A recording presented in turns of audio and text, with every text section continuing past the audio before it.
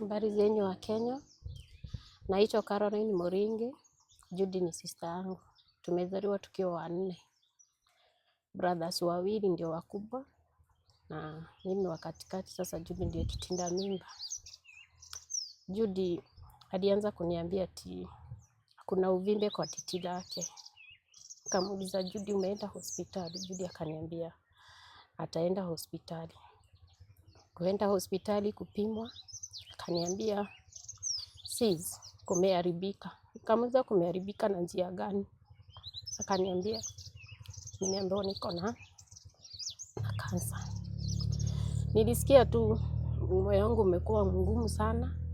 Nikamuuliza, uko sure vile umeambiwa? Akaniambia sis, nimeambiwa niko na kansa. Nikamwambia Judy, tuamini Mungu utapona.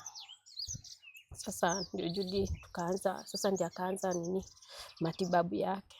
Kuanza matibabu yake, mimi ndio sometimes ananipigia simu, ananiambia nimeishiwa na pesa. Natafuta, nakopa mpaka kwa majirani, namtumia. Juu sitaki hata yeye akufe moyo. Nataka tu, nilikuwa tunataka nimsupport. Nione at least amejisikia, kuna wenye wanasimama na yeye. Niliambia tu Mungu amsaidie. Juu apone, ili aweze. Juu mimi na mzee wake hatuwezi lea watoto wake kama mama hayuko. Tulikuwa tunaomba Mungu amsaidie tu apone. Sasa kukaa tena, nikasikia akanipigia simu, akaniambia sis, niko na uvimbe hapa chini ya tumbo. Nikamuuliza, sister, umeenda hospitali? Akaniambia sijaenda hospitali, ndio nataka kwenda hospitali.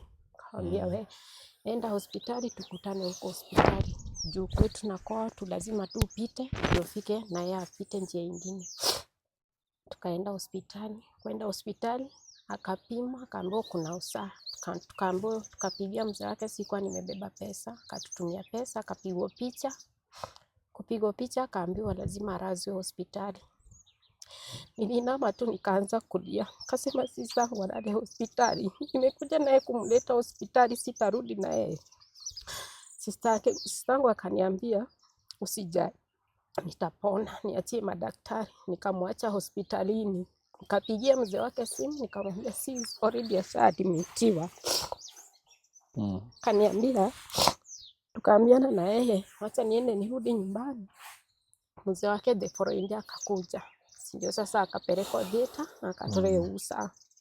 Kukaa tukaambiwa alikaa for 18 good days huko hospitali. Tukaulizana na mzee wake, tutatoa wapi pesa za kumtoa hospitali? Huko St. Joseph hawatumii SHA. Siku hiyo ilikuwa NHIF, hawatumii NHIF. Ni SHA, I think ni SHA, hawatumii SHA. Sasa ikibidi tutafute pesa cash tulipe hospitali. Sasa ndio mhubiri pastor Reverend wa Food Gospel akatuambia mtu hanyamazangi, tuombe wahisani watusaidie tupate pesa ya kumtoa hospitali. Reverend ndiye alitusaidia. Sisi tulikuwa tumeshindwa, tulikuwa stranded, tutatoa wapi pesa?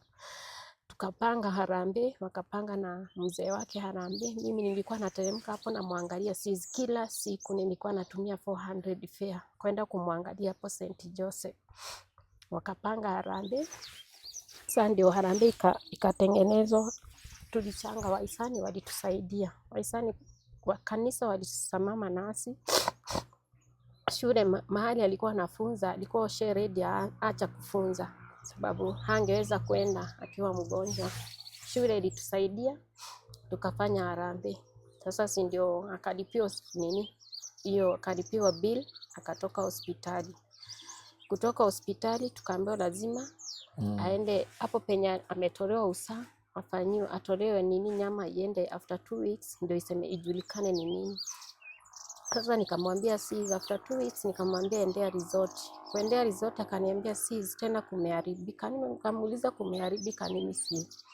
Akaniambia hapana. Nikamwambia tena hiyo kansa imeshift, imeenda imekuwa colon cancer. Nikamuuliza sasa ni nini tena? Hatuna pesa, tumeishiwa na pesa. Akaniambia, nikamwambia wewe tutaanza tu treatment, Mungu atasimama nasi hadi penye tutaweza.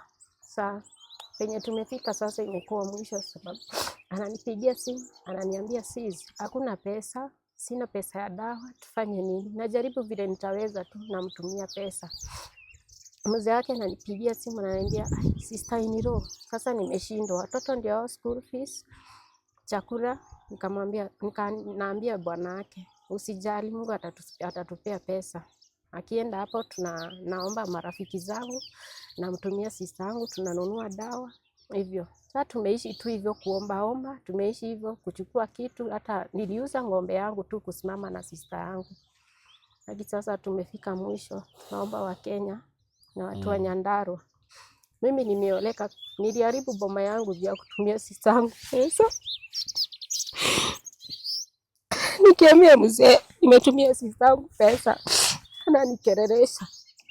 Ananiambia kazi yako ni kutumia sister yako pesa. Niliharibu ndoa juu ya hivyo tu.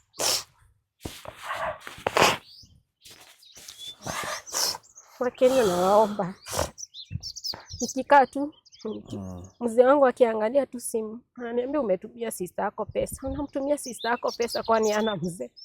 Sikuwahi taka kuambia sister yangu nakeleleshwa sababu yake.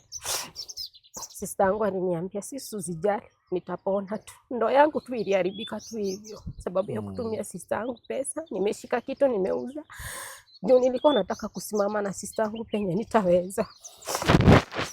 Sasa saizi nimekaa tu hivyo, najitegemea mimi mwenyewe, lakini nilisema siwezi achilia sister yangu sababu ya ndoa. Lakini namshukuru mume wake. Mume wake amesimama na sister yangu sana. Juu yeye ndiye alikuwa ananitia moyo. Ananiambia usijali, Mungu atasimama nasi. Sasa saizi naomba Wakenya mtusaidie, mtuelewe. Kutoelewa ndio kunafanya watu wasisaidia. Mtuelewe tu. Naomba ma-MP Kiarao, namuomba gavana wetu badilisha. Mtusaidie, sisi ni watu wenyu. Tuliamka mapema kukuja kuwachagua. Tusaidieni tu, at least Kenya mko nacho. Mtusaidie. Simameni tu nasi. Mimi niliharibu ndoa, niliamua kuharibu ndoa sababu ndio nisimame na sister yangu. Lakini yote sioni, juu Mungu hajai ninyima ya kukula. Niko na watoto na ninasomesha watoto, lakini wanajaribu na vipia sometimes na sinaambia sisi tumia watoto school fees hiyo lipa. Lakini sometimes sister yangu ananiambia, na headmaster wa shule ameniambia nisilipe school fees. Sasa namshukuru headmaster wa Tumaini Primary School sababu ya kusimama na dada yangu. Na kanisa na Full Gospel Tumaini. Nawashukuru nyinyi wote. Ni uchungu sana. Unauza kila kitu, unaharibu ndoa sababu ya kusimama. Ukisemanga tu Mungu asaidie sister yangu, Mungu asijui siwezi watoto wake, hata kama mimi ni sister yake, mimi siwawezi. Lazima asimame gap yake. Nawashukuru. Wakenya kama vile mmeona ni hadithi ambayo iko na machungu na majonzi, ti karugano kahuthu uguo. Nikio twi haha tukimwihoya na gitio kinene muno o haria mundu angihota tunyitirire Judy tondu ni arabatara ciringi milioni 2,900,000 akorwo agikinya India arigitwo niguo maica make macokio kawaida. Manyitirire itu na Ngai ni ekumwika wega. Ona nene acio magwetwo haha a kundu gwitagwo Nyandarua, andu aya ni anyu, ni ciana cianyu, ni mamucagurire, twamuhoya na gitio mumanyitirire tondu ti kaundu kahuthu, ni rugano rwina kieha, ti rugano ruhuthu. Manyitirire ni twamuthaitha na gitio kinene. Akaunti ni wena ri haha ya Equity, wekira kiria ugwikira hau kiria Ngai egukuhotithia, mbeca icio ni igukorwo igikinyira our sister Judy. Ona ungiigua ni ukumurihira bill iyo urihe, wigue tu ni ukuriha yothe, no urihe, no utume hau akorwo agiteithika. Mungiigua ni mukuriha thibitari mbeca icio ciothe no murihe, bata nĩ Judy akorwo agĩteithĩka. Ngai nĩ amwĩke wega na amũrathime. Twĩ hamwe mũno.